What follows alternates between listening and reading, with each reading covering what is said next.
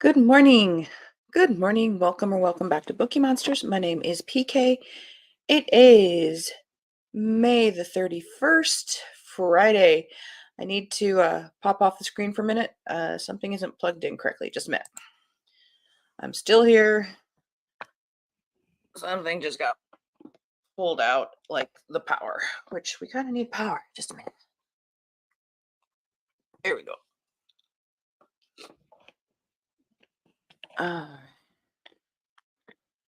Coming back in screen. There we go. All right.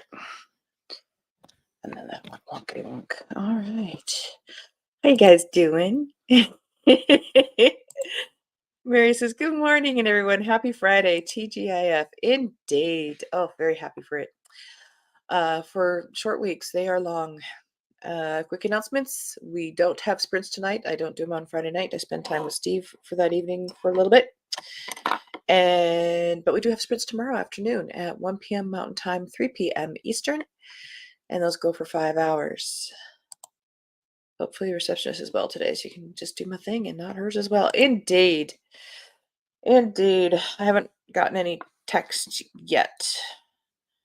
When she calls in, she texts me. But yesterday was at 7:30, so yeah.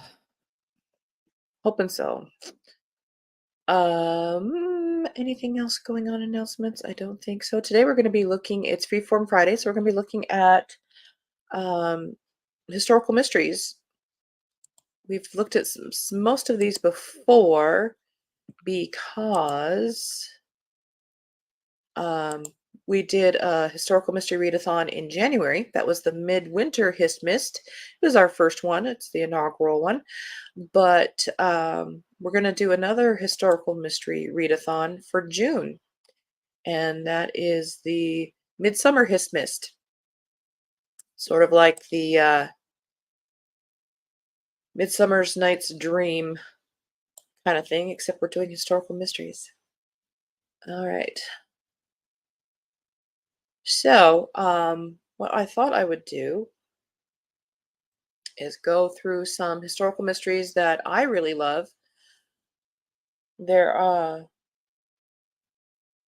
that are we'll start with the ones that are more recent to me that I love, and then we'll do some what I'm going to call classic that I love. If you want to get started, some of them are complete, some are in the middle of their series. So we shall just going to jump in. Good morning, Kim. How you doing? I know. June 1st. Amazing. Let me grab some coffee. You guys have any plans for the weekend? Any shows? Etc. etc. I'm trying a new coffee. Coffee is flavored Irish cream, and I'm not really tasting it. All right. So, an author I found at the beginning of the year that I'm really enjoying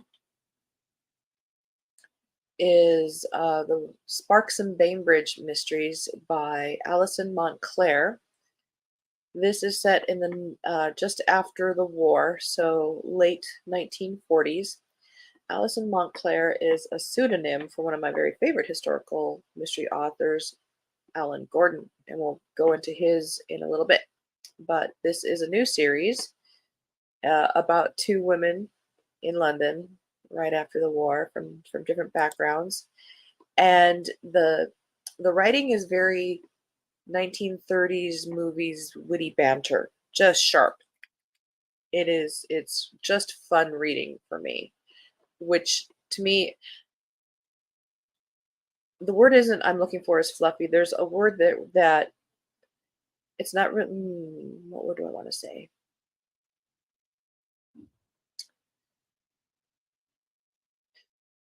The writing level is more lower grade, shall we say, as opposed to higher grades, college, and I'm only using that as a metaphor scale. There's some writing that is just easier.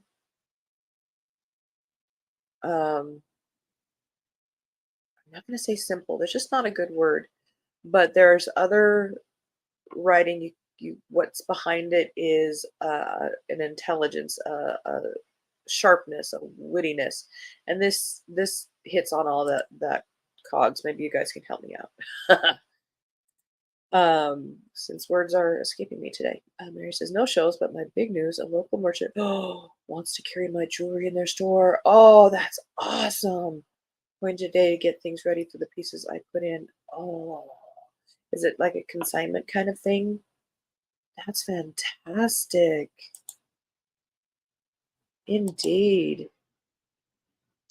I'm going to sleep after the last 2 nights. These doggies. Oh, a mixed blessing. Yes, they are. There you go. And a writing, not necessarily words too, but yes, words and putting it together smartly. But absolutely, you are right. Thank you. And this is more in the $5 range. So anyway, in a London slowly recovering from World War II, two very different women join forces to launch a business venture in the heart of Mayfair, the Right Sort Marriage Bureau. Miss Iris Sparks, quick-witted and impulsive, and Mrs. Gwendolyn Bainbridge, practical and widowed with a young son, are determined to achieve some independence and do some good in a rapidly changing world. But their promising start is threatened when their newest client is found murdered, and the man arrested for the crime is the prospective husband they matched her with. And it's a well-done series. There are 6 books in that series currently.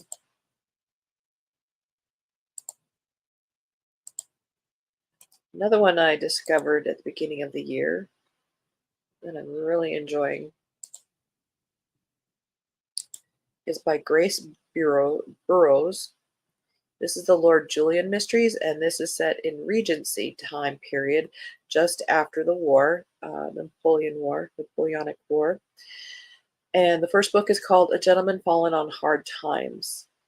Lord Julian was a prisoner of war during the Napoleonic Wars and has suffered physical and mental damage. And this is him trying to get back to the real world after war. A man dwelling in darkness, Lord Julian Caldecott has come home from the war in ragged health and with a reputation in tatters. All he wants is to recuperate in private without bringing any further scandal on the family's good name. His godmother inveigles him into serving her as escort to a rural house party, whereupon circumstances conspire to prevent Julian from resuming his reclusive existence. Julian becomes the subject of rumors, lies, and whispers, and soon he's faced with a choice: wage one more battle for honor's sake, or be branded a traitor to all that he holds dear. He will enlist unlikely allies, face old demons, and vex every other guest on the premises, but he will not stop until he's brought a criminal to justice or died trying.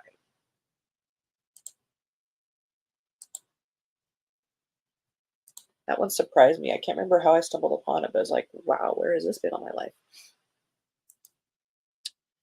A lot of people's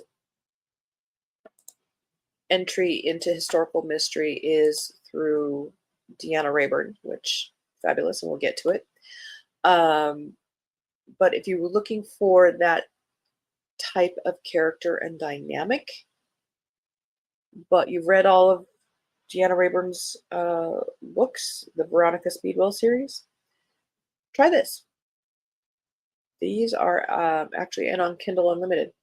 This is the Angus Brody and Michaela Forsyth murder mystery series set in the 1880s, late Victorian. These are by Carla Simpson, and there's 9 books in this series. I've really been enjoying them. First book is A Deadly Affair. London, 1889. Murder mystery and 2 people in a most unlikely partnership. She's an unconventional lady who has traveled the world, practices the art of self-defense most excellently, and has an interesting tattoo in a very unusual place. He's a former member of the Metropolitan Police, now a private investigator, who grew up on the poverty-ridden streets of Edinburgh and has worked the dangerous back alleys of London's notorious East End. A vicious murder brings them together in a race against time that takes them from the sordid back streets of London into the elite private clubs of the powerful and rich to find the killer before he strikes again and prevent a deadly scheme.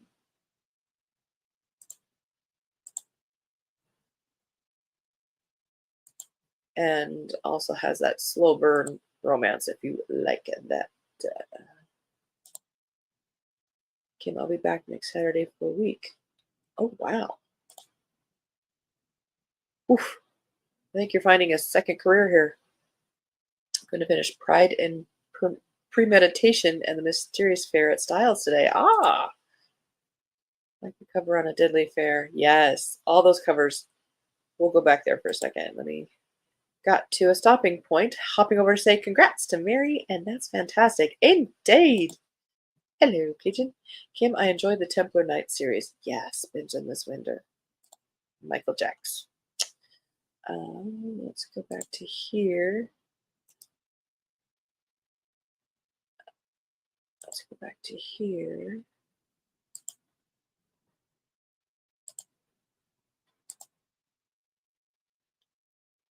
I'm just going to do a scroll down here, Mary.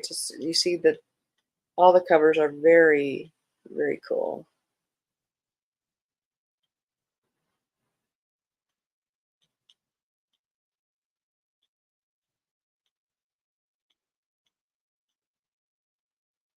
They alternate between two main characters. I do recommend them. All right. And Sherry Thomas has a new one out in June. I'm so excited. I love and adore this series. This is the Lady Sherlock series by Sherry Thomas. First book is A Study in Scarlet Women. There are 8 books in this series. And the newest one is coming out, like I say, in June. And it is absolutely on my TBR for this month. With her, this is a smart series. This is a smart series. The character, of course, has to be smart because she is very similar to Sherlock Holmes, but the solving of the crime isn't the simple route. There are layers. There's an onion in as the reveal happens, which I appreciate. With her inquisitive mind, Charlotte Holmes has never felt comfortable with the demureness expected of the fairer sex in upper-class society, but even she never thought that she would become a social pariah, an outcast fending for herself on the mean streets of London. When the city is struck by a trio of unexpected deaths and suspicion falls on her sister and her father, Charlotte is desperate to find the true culprits and clear the family name. She'll have help from friends new and old, a kind-hearted widow, a police inspector, and a man who has long loved her. But in the end, it will be up to Charlotte, under the assumed name Sherlock Holmes, to challenge society's expectations and match wits against an unseen mastermind. Highly recommend this series. I recommend all of them. Read all the books.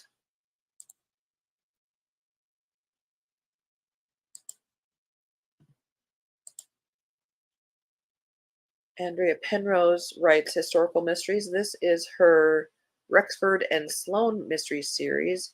Again, if you like that dynamic in the Veronica Speedwell, if that was your entry, this is another option.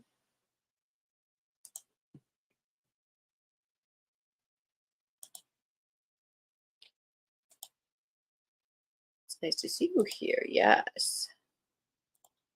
Kaden. So this is, the first book is Murder on Black Swan Lane. There are 8 books in this series. And this is set in Regency. And in the Regency era, rather than the Bridgerton, Jane Austen side of Regency England, this is more the beginning of the Industrial Revolution, scientific discovery side, which she touches on, which what I like about historical mysteries is that you learn things. And because this is not an area that is covered a whole lot.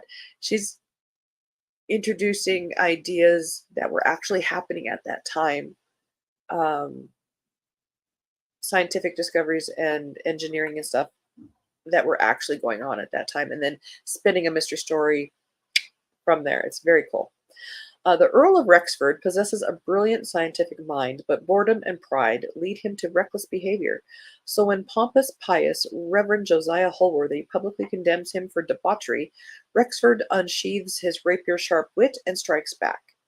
As the war of words escalates, London's most popular satirical cartoonist, A.J. Quill, skewers them both.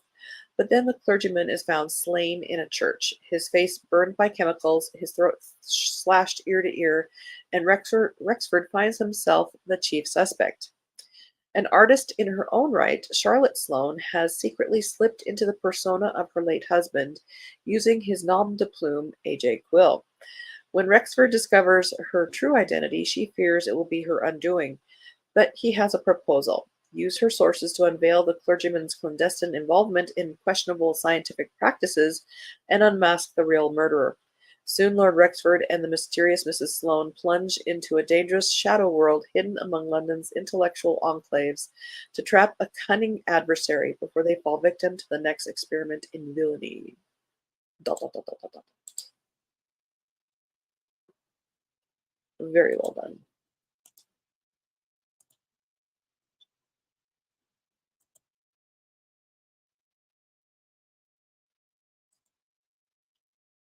Bones.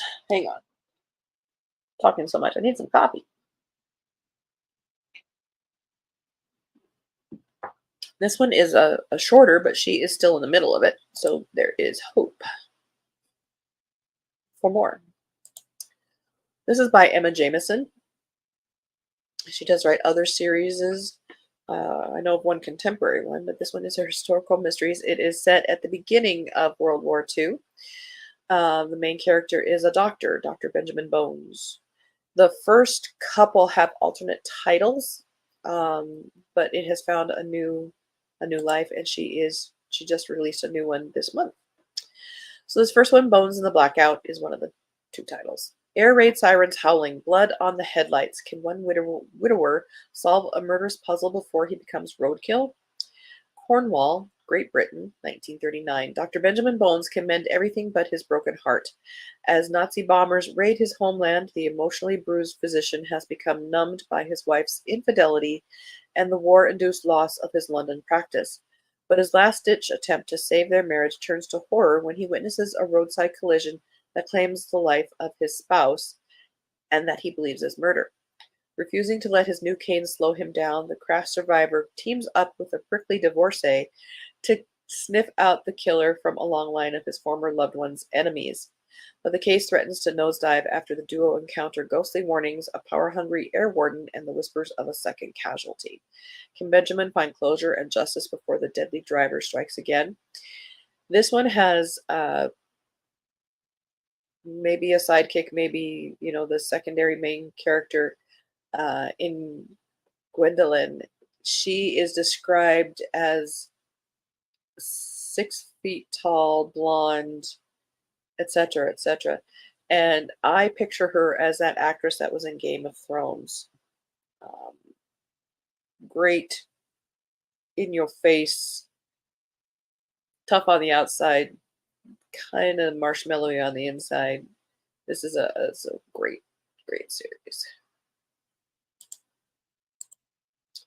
And I'm glad I found it. And I'm glad she's still writing it.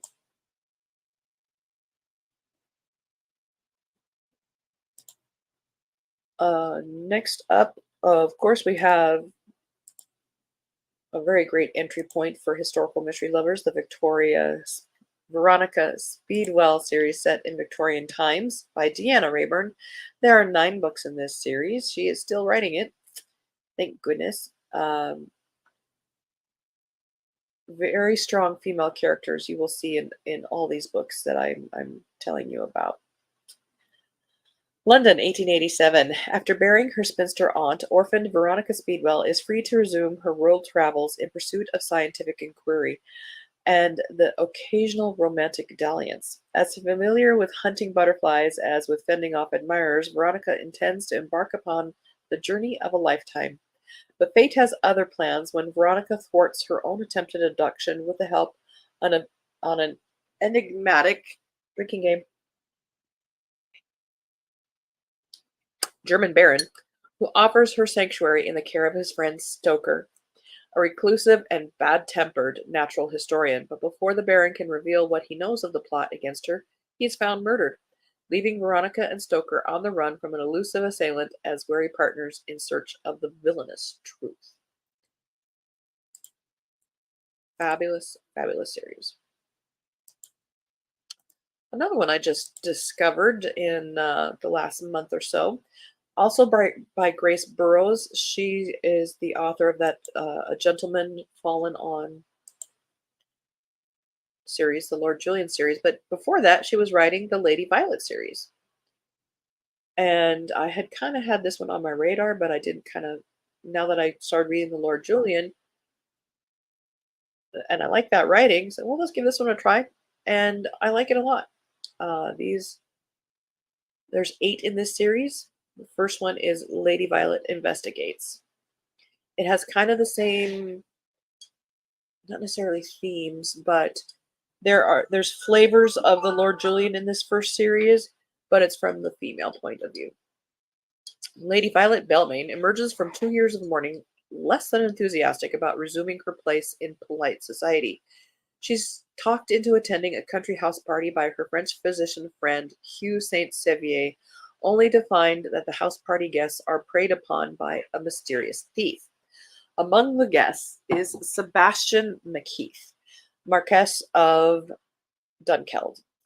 Violet once considered Sebastian her closest confidant, but war and the passing years have changed him. Nonetheless, when Sebastian's valet, another veteran, comes under suspicion, Violet, Saint Sevier, and Sebastian must work together to discover the true culprit, lest an innocent man be sent to the gallows for crimes he did not commit. And we'll pause there. We'll look at more of them next Friday as well.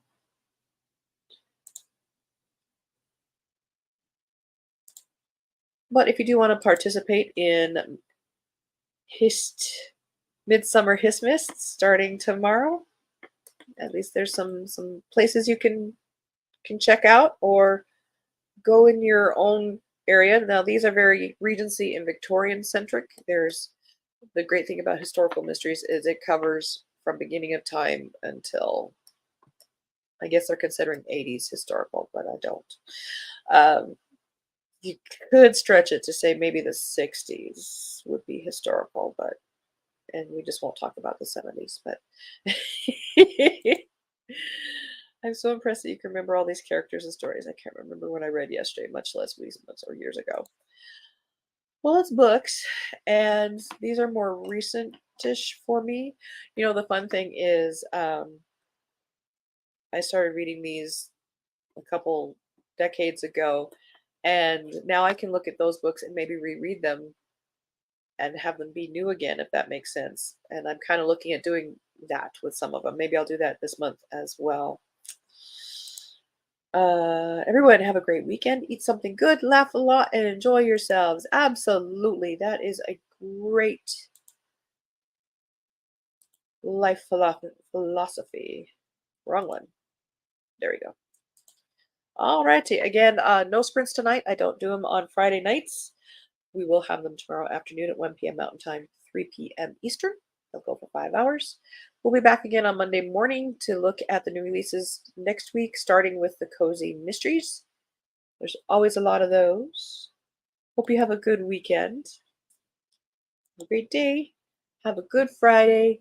And as Mary said, eat something good, laugh a lot, enjoy yourselves. I would add, read good books. And as the banner says here, don't be a bookworm, be a bookie monster. Nom nom nom. Have a good day and God bless.